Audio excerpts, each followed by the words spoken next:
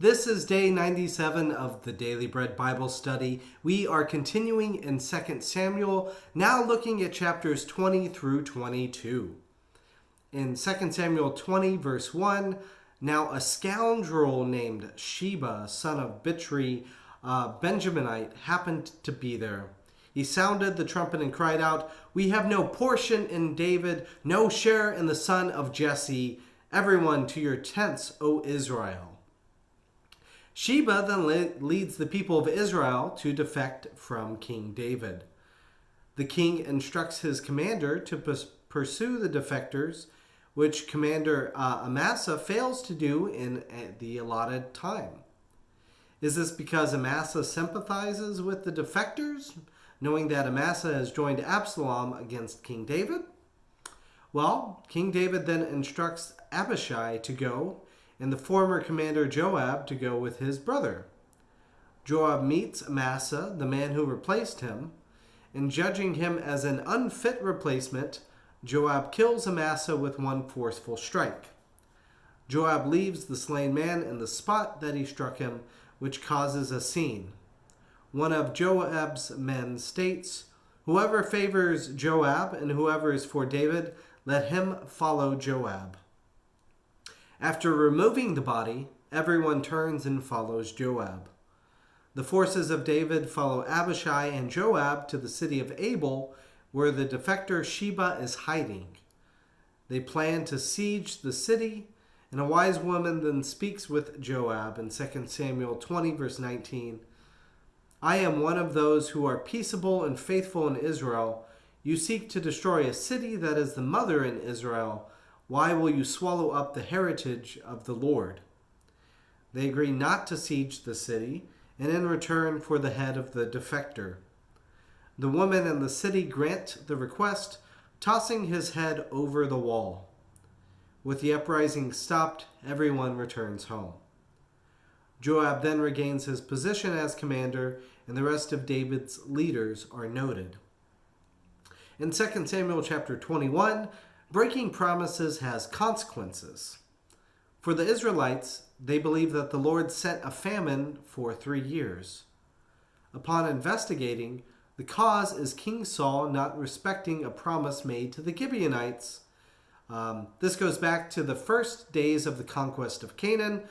Joshua leads successful battles against Jericho and Ai, and is treated as we looked at on day 66 in Joshua chapter 9. Now, the Gibeonites had tricked the Israelites into a treaty, and thus Joshua allowed the Gibeonites to reside within Israel. In Joshua chapter 9, verse 15, "And Joshua made peace with them, guaranteeing their lives by a treaty, and the leaders of the congregation swore an oath to them."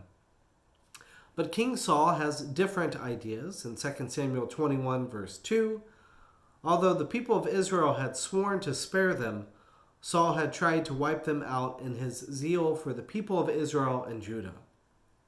So in atonement, King David asks the Gibeonites how to make amends. The Gibeonites propose having 7 sons of Saul sacrificed publicly. King David consents, sparing Mephibosheth in order to maintain the promise made to the good friend Jonathan. The 7 men of Saul are killed, and the famine passes. God again blesses the people as the battles against the Philistines are successful. The end of the chapter dictates the might of the servant of David after David's physical strength wanes. Others fight giants and win. A concise summary is given in the last verse in 2 Samuel 21, verse 22. "These 4 were descended from the giants in Gath. They fell by the hands of David and his servants." Now, an interesting point comes up with the name Goliath appearing again. Goliath appears only 6 times in the Old Testament. It appears in connection to other words including Philistine, Gath, Gittite, Elah, Elhanan, and the phrase "spear was like a weaver's beam." The stories in 1 Samuel 17, 2 Samuel 21, verse 19, and in Chronicles 20, verse 5, they seem to shuffle these details around, making the stories oddly similar. David is the one who slays Goliath in 1 Samuel 17, yet here we read in 2 Samuel 21, verse 19, "Then there was another battle with the Philistines at Gob, and Elhanan, son of Jeriah-o-Regim, the Bethlehemite, killed Goliath the Gittite, the shaft of whose spear was like a weaver's beam."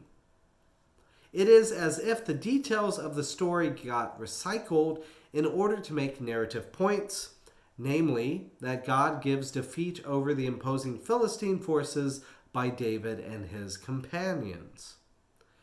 So moving on to 2 Samuel 22, here we have a song of David's thanksgiving to God in 2 Samuel 22, verse 1. David spoke to the Lord the words of this song on the day when the Lord delivered him from the hand of all his enemies and from the hand of Saul. Some themes include the Lord is a rock of salvation, as we see in 2 Samuel 22, verse 4, "I will call upon the Lord who is worthy to be praised. I am saved from my enemies." Death seemed present, but God heard and delivered. In verse 19, "They came upon me in the day of my calamity, but the Lord was my stay. He brought me out into a broad place. He delivered me because he delighted in me." And in verse 28, "You deliver a humble people, but your eyes are upon the haughty to bring them down." And then ending in verse 50 and 51, "For this I will extol you, O Lord, among the nations, and sing your praise to your name. He is a tower of salvation for his king, and shows steadfast love to his anointed, to David and his descendants forever." So hopefully we can look back on our lives and see that God is present, give thanks to God for the ways in which God is a strong tower, God is a pillar for us, God is a source of strength. May that be true for you as well. That's all for today. We look forward to coming up on more in 2 Samuel next time.